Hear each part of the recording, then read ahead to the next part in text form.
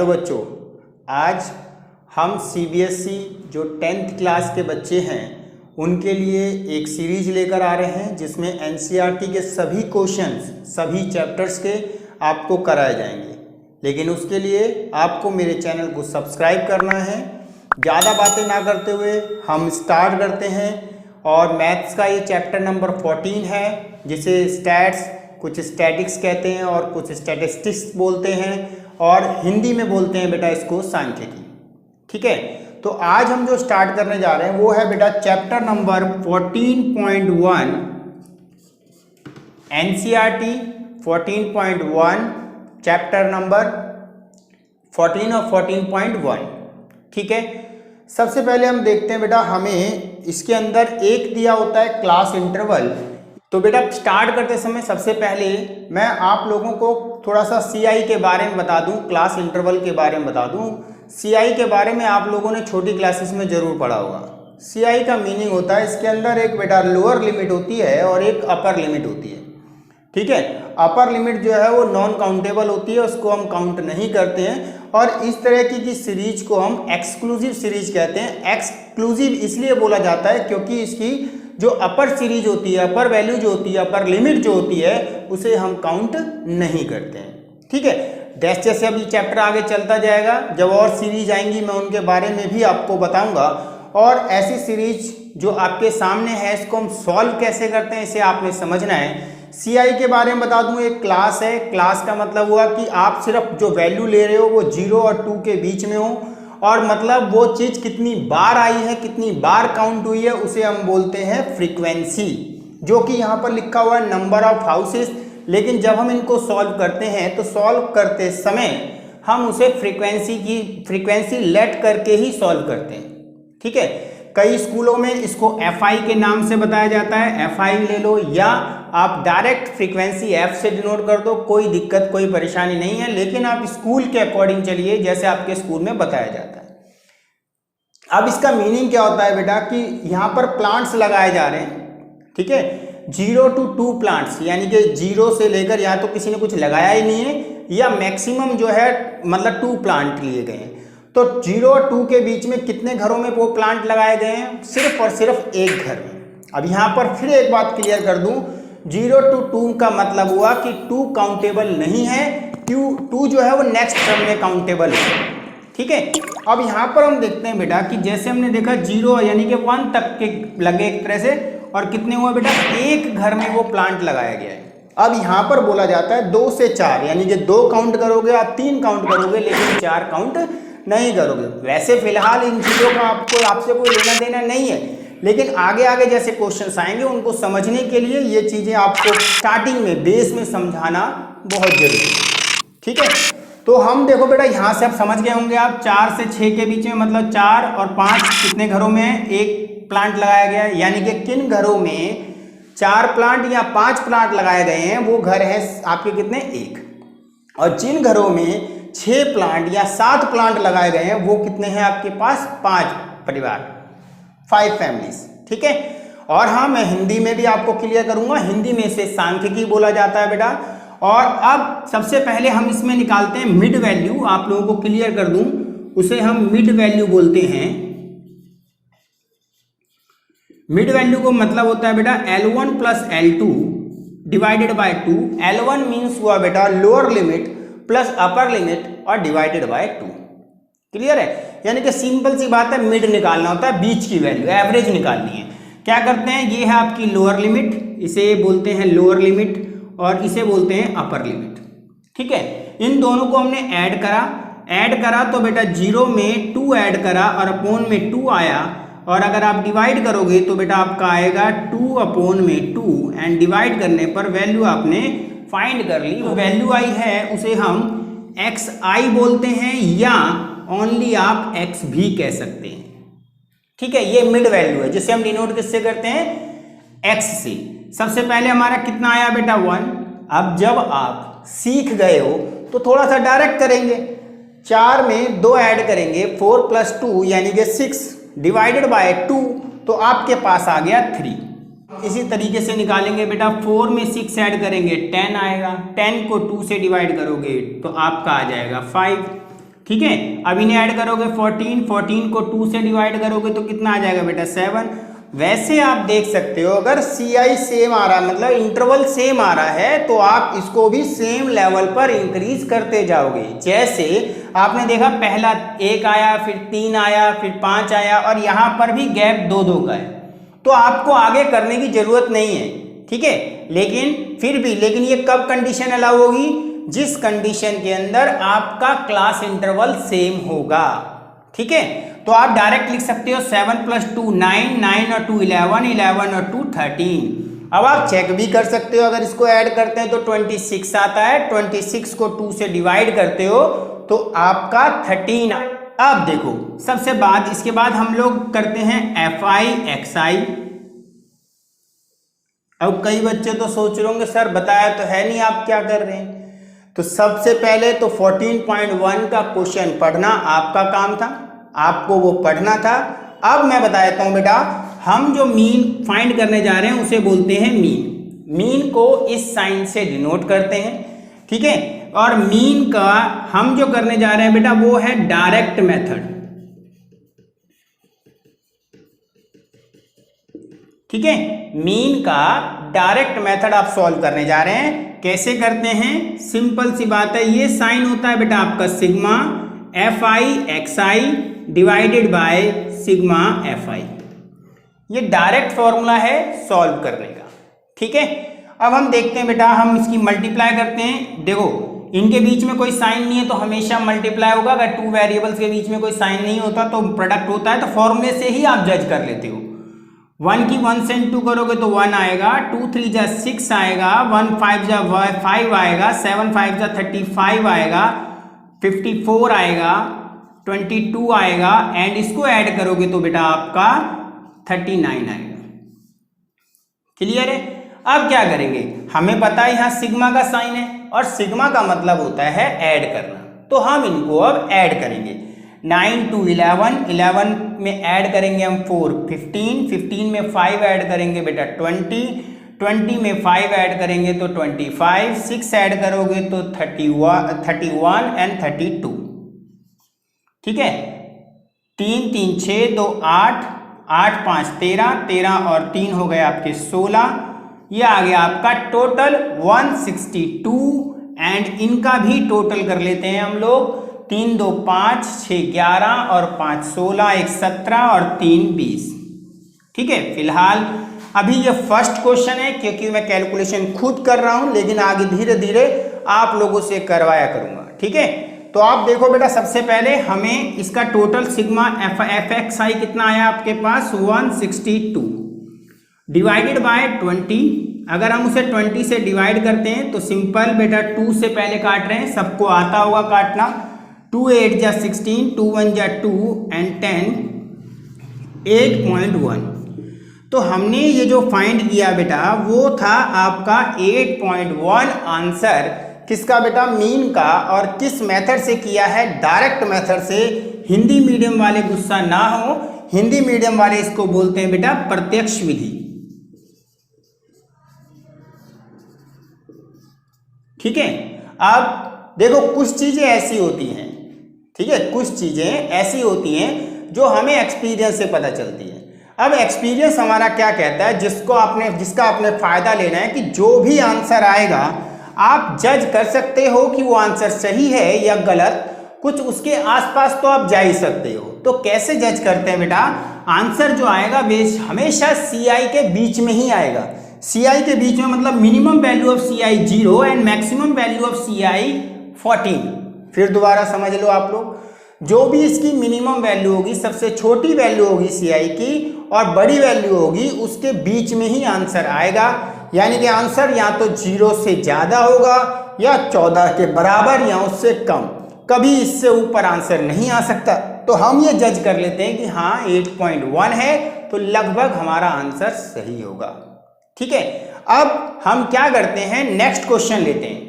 अब हम आपको देखते हैं, आप देखते हैं इसका बुक का आपका ये सेकंड क्वेश्चन है, इसको हम सॉल्व करने जा रहे हैं। हाँ, मैंने इस क्वेश्चन के अंदर बेटा CI लिखा है, जो उसमें बुक में लिखा है आप उसको खुद पढ़ सकते हैं। उसको आप CI की फॉर्म में लिखेंगे, जैसे मैंने यहाँ बता दिया था। बुक में दिया हुआ डेली वेजेस डेली वेजेस को हमने किस में लिया है बेटा, CI की फॉर्म में, और साथ में नंबर ऑफ वर्कर को हमने फ्रीक्वेंसी में लेट किया है। अब यहाँ पर भी क्या है बेटा, वही सेम एक ही ट्रिक होती है कि आपको ये पता चल रहा है 100 से ज़्यादा और 120 से कम, 120 नहीं लेंगे, 120 से कम इनकम वाले कितने लोग हैं, वेजेस है उनका, ठीक है। तो कितने हैं बेटा, 12 लोग, और इनके बीच में कितने लोग हैं, 14 लोग, इनके बीच में कितने लोग हैं बेटा, आपके 8 लोग। तो इस तरीके से आपको क्वेश्चन में बताया जाता है, ठीक है। हम मीन फाइंड करना सीख रहे हैं और हमने पहले सीखा था डायरेक्ट मेथड, ठीक है। तो अब हम पहले इसका क्या निकालेंगे बेटा, मैंने पहले भी आपको क्लियर कर दिया है, FI XI लीजिए, वो जैसा स्कूल में बताया जाता है वैसे आप करिए।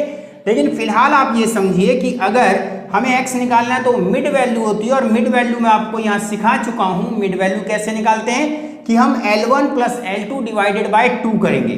तो एक वैल्यू निकाल के फिर दिखा देता हूँ मैं, मिड वैल्यू को ही हम x बोलते हैं, ठीक है। L1 आपका 100 + 120 अपॉन में 2 एंड ऐड करोगे 220 डिवाइडेड बाय 2 यानी कि 110, ठीक है। तो ये 110 आया आपका बेटा, वो आपकी x की, इस तरीके से ये मिड वैल्यू को निकाल लिया। अब सेम यही चीज आप देखो, जो मिड वैल्यू निकाल चुके वो आगे में भी हम ऐसे ही करेंगे, यानी कि इनको ऐड कर दो, यानी कि 260 आया, 2 से डिवाइड कर दिया तो आपका 130 आ गया, 150 आ गया, 170 आ गया, 190 आ गया, ठीक है बेटा। अब हम क्या करते हैं, उसके बाद हमें क्या करना होता है, अब आप कहोगे कि मैं ऐसे ही करूंगा, अगर ऐसे ही करना होता तो मैं आपको होमवर्क देता। होमवर्क मतलब आपको भी काम करना है, जो मैं आपको सिखाऊंगा वो आपने मुझे करके दिखाना है, कमेंट्स में बताना भी है कि आपको समझ में आया या नहीं आया, ठीक है।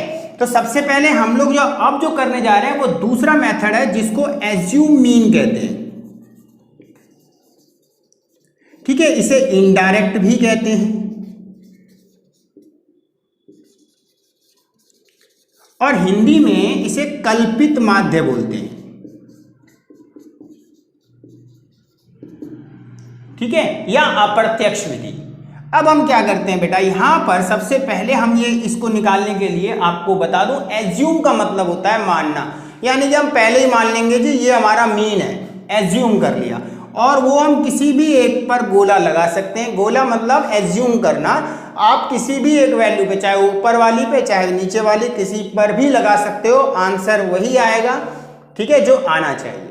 दूसरी बात ये बेटा कि मैंने बीच में ही क्यों लगाया, बीच तो कभी कई बार बेटा अगर इवन नंबर होता तो मिडिल फाइंड करना मुश्किल होता है, लेकिन आप ये रखना कि कहीं भी रखो तो बीच थोड़ा सेंटर वाली वैल्यू पे रखो, इसलिए रखो ताकि कुछ वैल्यू नेगेटिव आए और कुछ पॉजिटिव। ये मैं क्यों बोल रहा हूं, देखो अभी आपके सामने सॉल्व करूंगा तो कुछ वैल्यू नेगेटिव रहेंगी और कुछ पॉजिटिव रहेंगी, जिसे हम निकालने जा रहे हैं बेटा उसको बोलते हैं हम dx, ठीक है। क्या फाइंड करने जा रहे हैं, dx। dx कैसे निकालते हैं, x में से a को माइनस करके। अब कुछ बच्चों को डाउट आ गया, a क्या, a मतलब एज्यूम करना, एज्यूम किसको कर लिया हमने, इसको। कैसे करना है, देखो मैं करके बता रहा हूं, इस क्वेश्चन में आगे डायरेक्ट होंगे, ठीक है। क्या करना है, x यानी कि x है आपका 110, माइनस करना है उसमें से आपको 150। अब 110 में से 150 लेस करोगे तो आपका आएगा 40, ठीक है। उसके बाद आप इसमें से लेस करोगे तो आपका कितना आएगा बेटा, 130, ये x की वैल्यू है। 150 लेस करोगे आप तो कितना आएगा आपका 20, ठीक है बेटा। अब आगे क्या करोगे बेटा, 150 माइनस 150 लेस करके कितना है 0, 170 माइनस 150, देखो ये x है ये a है 20। तो आप लोगों ने नोटिस किया कि यहां वाली वैल्यू बड़ी थी, सॉरी यहां वाली वैल्यू बड़ी थी और इधर वाली छोटी, तो वैल्यू किस में आनी चाहिए थी, माइनस में। अभी जो मैंने स्टार्टिंग में आपको क्लियर की थी बात कि नेगेटिव और पॉजिटिव का आपको ध्यान रखना है, ठीक है। तो यहां पर लेस करा था तो हमारे पास कितना आया था 40, यहां लेस करा तो कितना आया आपका 20, यहां लेस ये आ गया आपका बेटा 190 माइनस आपने करा 150 तो 40। तो आपने क्वेश्चन में क्या देखा कि कुछ वैल्यू आपकी नेगेटिव आई है और कुछ वैल्यू आपकी पॉजिटिव आई है, जैसा कि मैंने आपको बोला था, ठीक है। इसीलिए मिड रखते हैं। अब आपको आगे एक स्टेप और बढ़ाना है और अगला लेना है f dx, यानी कि f की dx से मल्टीप्लाई। तो f आपका ये रहा, dx आपका ये रहा, जो वैल्यू आपके पास आई है ये रही, ठीक है। इनसे आप इसकी मल्टीप्लाई करोगे, तो करते हैं मल्टीप्लाई बेटा। 12 की इससे कर दो बेटा 480, इससे कर दो बेटा, ठीक है। ये 0 120 400। अब यहां पर रूल्स ध्यान से समझ लेना, पहले नेगेटिव वैल्यू को एक साथ रखते हैं और फिर पॉजिटिव वैल्यू को एक साथ, यानी कि पहले नेगेटिव को ऐड कर लो, यानी कि आपके पास 760 आए नेगेटिव वैल्यू में, और इनको ऐड करोगे तो 520 पॉजिटिव वैल्यू में। इसमें से इसे लेस कर दो,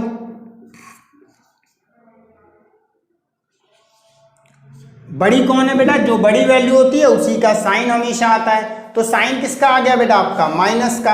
अब आप इन्हें भी ऐड कर लो जो आपको यहां दे रखे हैं, ठीक है। 4 और 2 6, 8 14 और 6, ठीक है 20। क्लियर हो गया। 2 और 1 3, 3 1 4 और 1 5, यानी कि 50। हम अब फॉर्मूला लेते हैं, mean is equal to a plus minus sigma f d x upon में सिग्मा एफ। आप ध्यान दो बेटा, मीन है आपके पास, ए क्या लेट किया था, ए लेट किया था 150 प्लस या माइनस, ये कहां डिपेंड करेगा, आपके इस साइन पर। यहां किसका आया माइनस का, तो माइनस 240, सिग्मा एफ का टोटल 50, 0 to 0 कैंसिल आपका। अब कई बच्चे यहां एलसीएम लेके सॉल्व करते हैं, ऐसा आपने नहीं करना है। दूसरी बात, मैंने आपको पहले ही बता दिया था कि आंसर जो होता है ना बेटा, वो इनके बीच में आता है, ठीक है। हम चेक कर लेते हैं, देखो पहले इसको डिवाइड कर देना, डायरेक्ट याद रखना, पहले डिवाइड करना तभी माइनस करना, तो इजी रहता है क्वेश्चन, वरना कई बच्चों से एलसीएम में ही मिस्टेक हो जाती है। 5 4 जा 20, 5 8 जा 40, तो 4.8। अब आपने क्या करना है, 150 में से 4.8 माइनस करेंगे। क्या बच्चे सोच रहे होंगे कई तो कि सर तो हमें माइनस करना सिखा रहे हैं, बेटा ऐसे बच्चे बहुत सारे वीडियो में देख रहे होंगे, ऐसे बहुत सारे बच्चे होते हैं जिन्हें सब्ट्रैक्शन तक करना नहीं आता। फिर भी हाँ, मैंने ये वीडियो सभी बच्चों के लिए तैयार कर रहा हूँ, सभी, चाहे वो तेज हो चाहे थोड़ा वीक हो, हर बच्चे को अच्छे ढंग से समझ में आना चाहिए। तो लेस करते हैं बेटा, 10 में से 8 यानी कि 10, ठीक है। यहाँ से इसमें 10 में से 8 लेस करा तो 2 आ गया, यहाँ पर 9 में से इसको लेस करेंगे तो कितना आएगा बेटा आपके पास 5, तो आंसर आ गया बेटा आपका 145.2। तो आज की इस वीडियो में मैंने आपको 2 क्वेश्चन करवाए बेटा, एक डायरेक्ट मेथड से और एक मैंने आपको कराया है शॉर्टकट मेथड, सॉरी एक कराया मैंने डायरेक्ट मेथड से और एक कराया है इनडायरेक्ट मेथड से, जिसे एज्यूम मेथड या इसी को बेटा शॉर्टकट भी कहते हैं, ठीक है। यानी कि इसके 3 नाम हो गए, एज्यूम हो गया, इनडायरेक्ट हो गया, शॉर्टकट हो गया। हिंदी में बेटा, हिंदी में भी याद रखना लघु विधि। तो हमने ये 2 तरीके से क्वेश्चन को सॉल्व करना तो सीख लिया, लेकिन अब आपको कुछ करना है। क्या करना है आपको, आपको ये वाला क्वेश्चन करना है इनडायरेक्ट मेथड से यानी कि एज्यूम मेथड से, और इस क्वेश्चन को आप लोगों ने करना है किससे, डायरेक्ट मेथड से। शॉर्टकट से हमने कर लिया, डायरेक्ट से आपने करना है, और आपने कमेंट्स में बताना है कि क्या आपके आंसर डिफर आ रहे हैं या सेम आ रहे हैं, ठीक है। तो आप कमेंट बॉक्स में जरूर लिखिएगा, ताकि अगर आप कमेंट्स आपके आते रहते हैं तो मुझे थोड़ा सा मोटिवेशन मिलेगा और मैं आप लोगों के लिए आगे और क्वेश्चन लेकर आता रहूँगा। हम पूरी यानी कि सीबीएसई एनसीईआरटी की जो बुक है पूरी कंप्लीट करेंगे इस सीरीज के अंदर। आपको हर क्वेश्चन इधर उधर सर्च नहीं करना पड़ेगा, आप इस चैनल पर आइए, फ्री ऑफ कॉस्ट आपको एनसीईआरटी के सारे सॉल्यूशन A to Z आपको मिलेंगे। कुछ क्वेश्चन आप करेंगे होमवर्क में जो आप लोग कर सकते हैं, और कुछ मैं करूंगा। तो आप मिलते हैं नेक्स्ट वीडियो में, लेकिन चैनल को सब्सक्राइब करना मत भूलिएगा, क्योंकि हर नई वीडियो आप लोगों तक